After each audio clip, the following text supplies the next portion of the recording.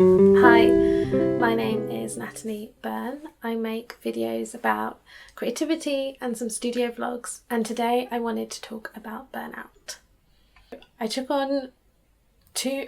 I've pushed myself definitely before to my limits, and I did it again, but this time had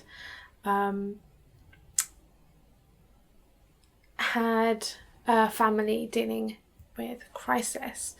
If you don't know, there's stuff going on in Chile. There's on my Instagram I put a little highlights with updates with what's going on. People's human rights are being taken away, and my family are in Chile, and it was just terrifying knowing that people's human rights were being taken away from them for just peacefully protesting. And it's still going on, and it feels so selfish right now just even doing this video, and I think that's probably why I let my burnout get to the point that it did, because it felt so selfish to take care of myself. And yeah I think it's so easy as well when you love what you do to just, well, I love what I do, so I can just work all the time. And I'm learning that it's not sustainable and it's not healthy. And I'm just learning from this burnout, and I'm going to change things moving forward. So I made some notes. First, I wanted to talk about really what is burnout and how other people describe it. So burnout is a state of emotional and physical and mental exhaustion caused by excessive and prolonged stress.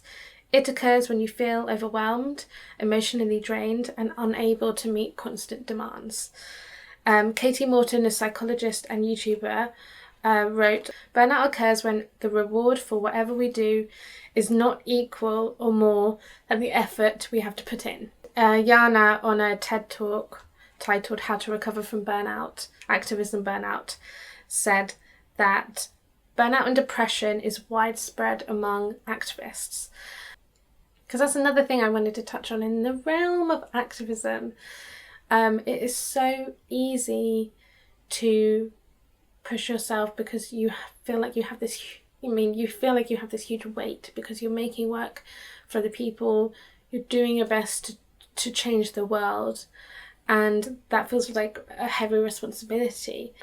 But I think it's so hard to prioritize yourself when there are bigger things at hand. And even just doing this video talking about myself when, like, I know there's so much going on in the world, just still feels like incredibly selfish, and I feel guilty about it. But yeah, I'm just getting to the point now where I'm realizing that I really want to be here for a really long time making a lot of work, and making work that really matters and changes things and pushes things forward. And the only way I could do that is if I look after myself. Okay, so here are the symptoms of burnout. Exhaustion, lack of motivation, frustration and cynicism and other negative emotions, cognitive problems, slipping in job performance, interpersonal problems at work, not taking care of yourself, being preoccupied with work when you're not at work, general decrease in satisfaction, health problems, and other symptoms also include guilt, anxiety, numbness, and pessimism. And I think this is why, for me, with doing my work, I've always been very used my anger to push me forward to make work, feeling like, oh, at least doing something is better than doing nothing, and finding hope within that, finding community with other people who really want to make a difference. And I've always been quite optimistic.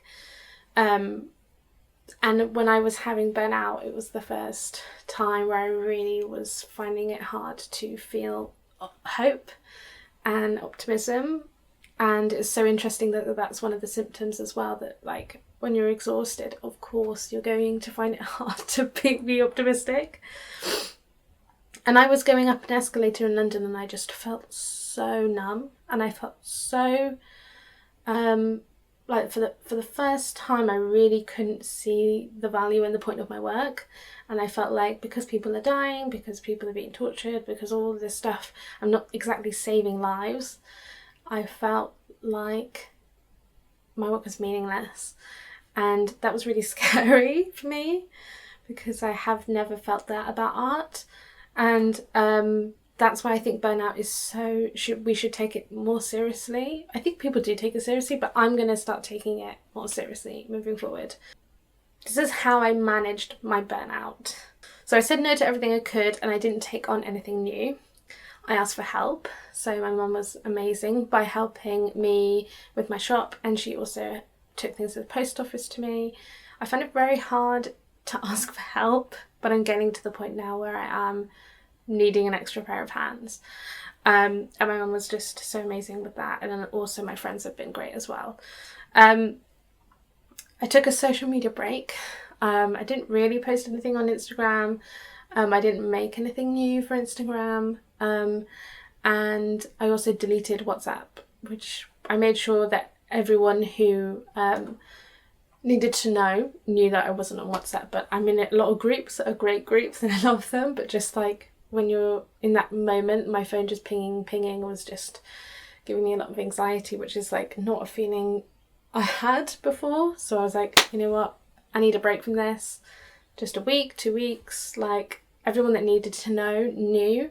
And it's not the end of the world if I'm like present in all the girl groups. I really focused on resting, getting enough sleep. I didn't push myself to go to the gym. I think I didn't go to the gym for the whole time. I just really let my body rest. And I also talked about it. I think that's so important for me with how I was feeling. I felt like because I wasn't saving lives, I felt like guilty and being selfish, just like being like me when I have a lot of privilege. And I think talking about it made me realise that being honest is really powerful, and I'm also not alone in how I feel. And also there's just so much power in being vulnerable and being honest and standing in your truth and talking about your feelings, and that's okay. It's not selfish. It's honest.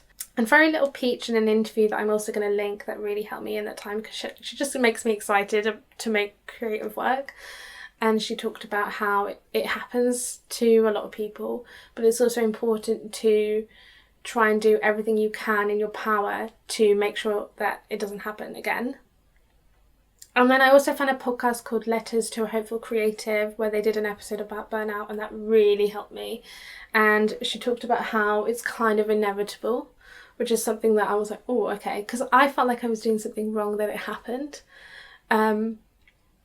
So it is kind of inevitable in this culture of, constantly putting content out there. Constantly, I roll my eyes because I don't like the word content when used for creative work. Constantly having to constantly churn out work. It's really common. I mean, YouTubers are talking about it, and so many people are talking about burnout. So I had to let go of that guilt. Like, okay, this is just like a thing that our culture and this day and age is just like pretty much inevitable.